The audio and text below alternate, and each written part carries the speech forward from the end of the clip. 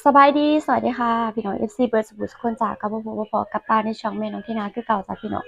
มื้อนี้เนาะกะอยู่บ้านกัน2 คนกับน้องที่นาเนาะเพราะว่า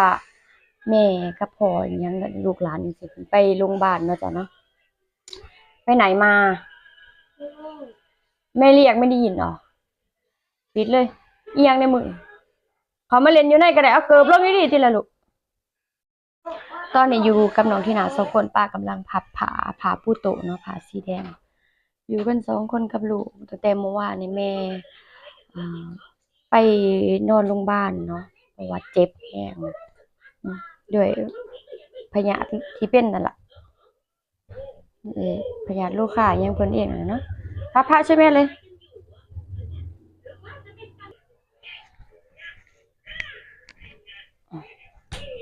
แล้วใส่ตะกร้ายุงก็เยอะยุงก็เยอะ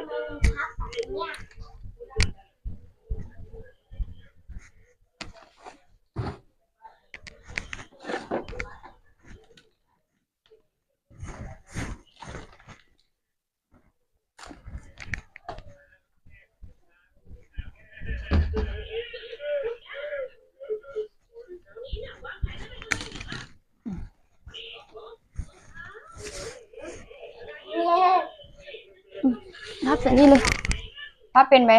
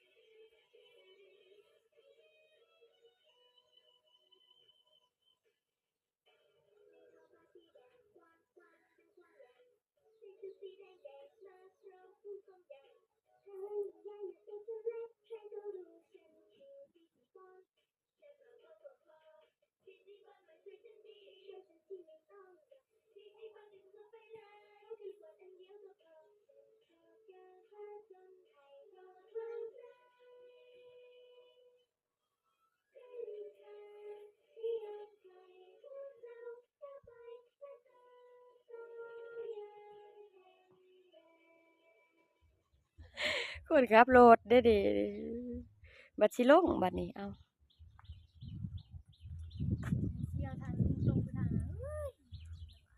สิขามครัวไปฟังนั้นสิลงจังใดสิขามบักเอาจะได้บัดนี้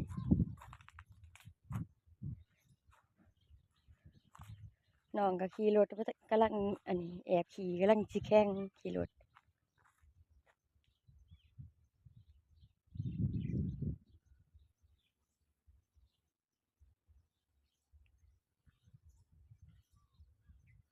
มันหลายเนาะผู้ได้เต็มเนาะเอาเบิ้งสิลงมาเบิ้งมาดูกันก็ครับรถแข่งสำคัญคักกันได้มีแต่คนขับรถประเภทมานำกันก็ได้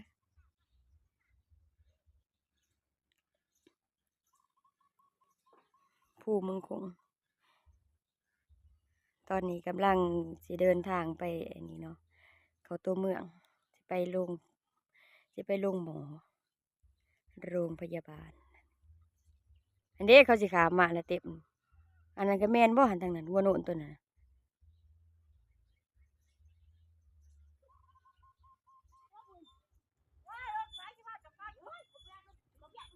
ค่อยๆด้วยล่ะ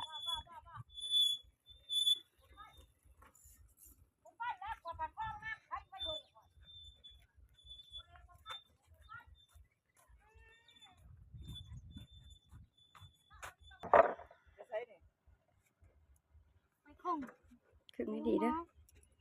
ครึ่งนี้ดีนะหลายอยู่เพิ่งกูนะพันที่สยอสลอดพันอะไรแตกไหมฮะสวยแล้วแต่ดอกตะเหือนเนาะ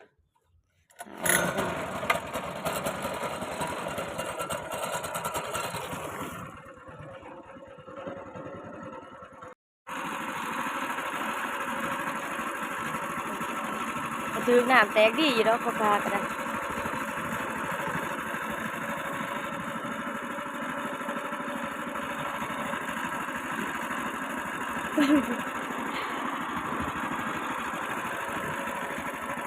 มีทั้งดอกฟ้ากระตื่นสวย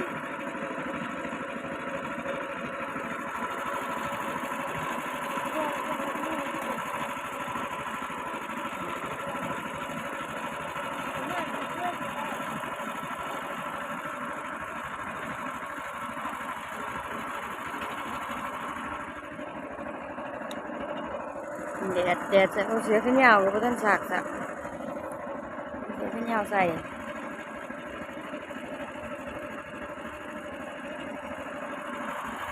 ก็คือหมอกเนาะหมอกด้วยฝุ่นว่ามันเป็นคือหมอกด้วยฝุ่นมันไม่ได้หนาวพวกมันเลยเอาฝุ่นพีเอ็มโดยอยู่กรุงเทพแน่บนจนว่า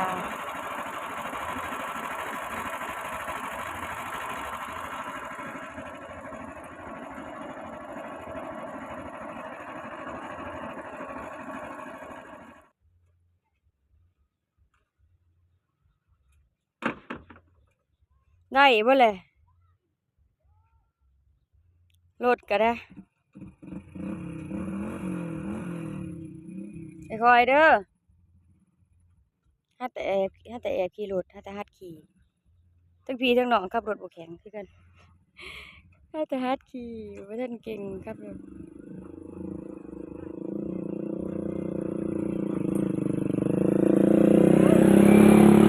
ครั้งแรกก็หมอจำเป็นไงถ้าหมอบ่ขับก็เอื้อยเป็นคนขับมันบ่มีไผคนบ่หลายไปเฝ้าแม่อยู่โรงพยาบาลนั่นนี่คนบ่หลายก็จำเป็นขับบ่เป็นก็ต้องขับเป็น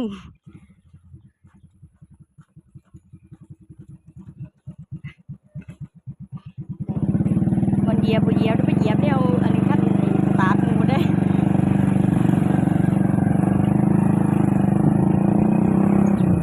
โอ้ก็กันทั้งน่ะมีแต่คนบ่เหยียบ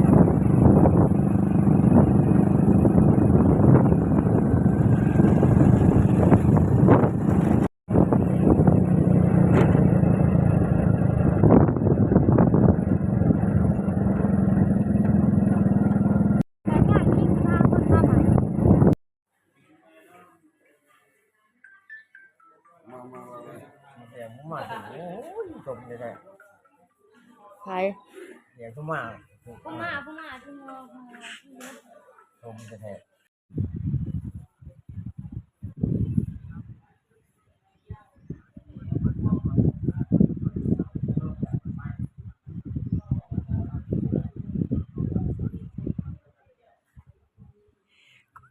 คนเฝ้าไข่คนเฝ้าไข่พร้อมสิรับเสมอ